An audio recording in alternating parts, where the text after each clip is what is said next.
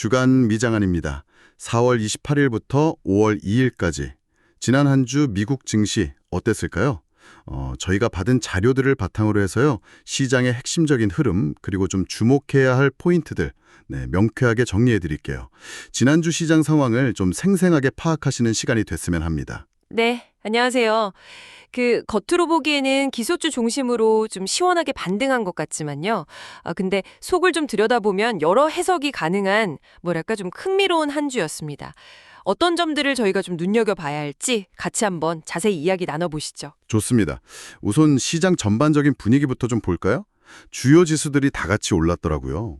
특히 S&P 500은 9거래일 연속 상승 이런 기록도 세웠다면서요. 네, 맞습니다. S&P 500이 주간으로 보면 3.1% 올랐고요. 그래서 5,686.67.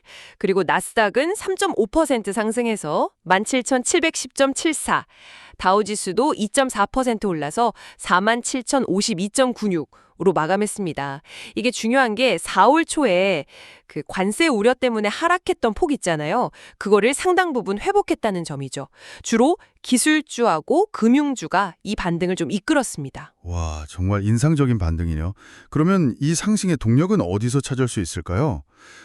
자료들을 보니까 몇 가지 요인이 좀 복합적으로 작용한 것 같던데요. 네, 정확히 보셨어요. 크게 한 세 가지 정도로 요약해 볼 수 있겠는데요. 첫째는 역시 강력한 기술주, 특히 AI 관련 기업들의 모멘텀, 이게 계속됐고요.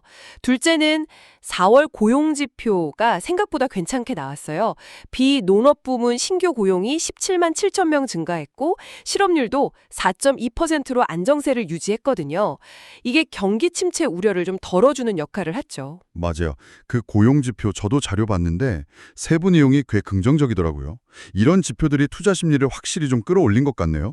그럼 마지막 세 번째 요인은 뭐였나요? 그건 트럼프 행정부의 관세 정책이 혹시 좀 완화될 수도 있지 않을까 하는 그런 기대감이었습니다. 아직 확정된 건 아니지만 이런 기대 심리가 시장에 좀 긍정적으로 작용한 면이 있습니다. 기술주 이야기가 나왔으니까 말인데요. 개별 기업들 상황도 좀 궁금해요. 자료들을 보면 희비가 좀 엇갈리는 모습이 뚜렷하던데요. 그렇습니다. 엔비디아 같은 경우는 AI 칩 수요에 대한 기대감, 또 분석가들 리포트도 좋게 나오면서 상승세를 이어갔고요. 메타 역시 실적도 괜찮았고 AI 투자에 대한 기대로 좋은 흐름을 보였죠. 근데 반면에 테슬라는 좀 달랐어요.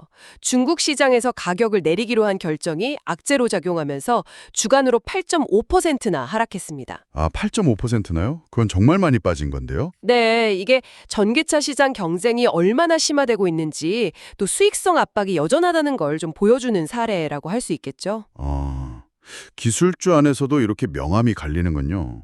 그럼 시장의 또 다른 큰 축인 금리 상황은 어땠나요? 이 부분은 자료들을 봐도 해석이 좀 복잡해 보이던데요. 단기 금리랑 장기 금리가 다른 방향으로 움직였다고요. 네, 바로 그 지점이 아주 흥미롭습니다. 시장에 속내를 보여주는 것 같기도 하고요. 단기 금리 전망을 반영하는 2년이 만기 국채 수익률을 3.56%로 하락했어요. 이게 현재 기준금리 4.33%보다 낮아진 거잖아요. 네, 그렇죠. 그러니까 시장이 연준의 금리 인하를 기대하고 있다? 이런 신호로 볼 수 있죠. 그런데 반면에 경제 성장이나 인플레이션 전망이 주로 반영되는 10년 만기 국채 수익률은 4.31%로 오히려 상승했습니다. 그러니까 한편으로는 금리 인하를 기대하는데 다른 한편으로는 앞으로의 경제 상황, 여기에 대한 불안감도 동시에 있다는 거군요. 참 복합적인 신호네요. 맞습니다. 시장 참여자들이 앞으로 경제가 어떻게 될지에 대해 얼마나 좀 고민하고 있는지를 보여주는 대목이라고 생각합니다. 이렇게 긍정적인 지표나 기대감 속에서도 좀 다른 목소리는 없었나요? 자료 중에 보니까 경고성 분석도 있었던 것 같은데요. 물론 있었습니다. 모든 분석가가 다 낙관적인 건 아니었죠. 예를 들어서 BNP 파리바 같은 투자은행에서는 지금의 상승이 기업의 실질적인 가치 개선, 그러니까 펀다멘탈보다는 좀 단기적인 수급 요인, 가령 기존의 매도 포지션을 정리하면서 나오는 매수세, 소위 쇼커버링 같은 것 때문일 수 있다고 지적했어요. 심지어 S&P 500 지수가 여기서 19%나 추가 하락할 가능성까지 제기했죠. 와, 19% 추가 하락이요? 상당히 강한 경고인데요. 이게 앞서 이야기한 긍정적인 고용지표나 AI 모멘텀과는 좀 다른 시각이잖아요. 시장의 양면성을 보여주는 것 같습니다. 정확히 보셨습니다. 그래서 섣부른 낙관은 좀 경계해야 한다 이런 주장이 나오는 거고요. 또 한 가지 기억해야 할 점은 미국 시장은 이렇게 반등했지만 유럽이나 아시아 같은 다른 글로벌 시장은 좀 달랐다는 겁니다. 미국의 관세 정책 불확실성이나 글로벌 경기 둔화 우려 이런 것들 때문에 상대적으로 더 불안정한 모습을 보였어요. 자, 그럼 지난 한 주를 좀 정리해 보겠습니다. 미국 증시는 기술주 강세와 긍정적인 경제 지표 덕분에 반등에 성공했지만 테슬라 사례에서 보듯이 기업별로는 온도차가 좀 있었고요. 그리고 금리 방향성에 대한 혼란스러운 신호와 함께 이 랠리가 계속될 수 있을지에 대한 경고 목소리도 나왔습니다. 네, 맞습니다. 특히 미국 외 시장은 여전히 좀 불안 요인이 많다는 점을 고려하면요. 지금 같은 상황에서는 여러분께서도 시장을 더욱 좀 면밀히 관찰하실 필요가 있어 보입니다.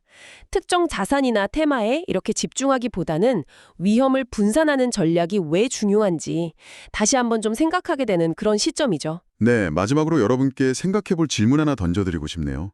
현재 나타나고 있는 이 기술주 중심의 상승 랠리, 이게 과연 탄탄한 펀더멘털에 기반한 좀 지속 가능한 흐름일까요? 아니면 일부 분석가들의 경고처럼 여러 불안 요인 속에서 나타난 그냥 일시적인 반등에 불과할 가능성도 있을까요? 이 질문에 대한 여러분 각자의 답을 찾아가는 과정이 앞으로 시장을 읽는 데 중요한 열쇠가 될 거라고 생각합니다.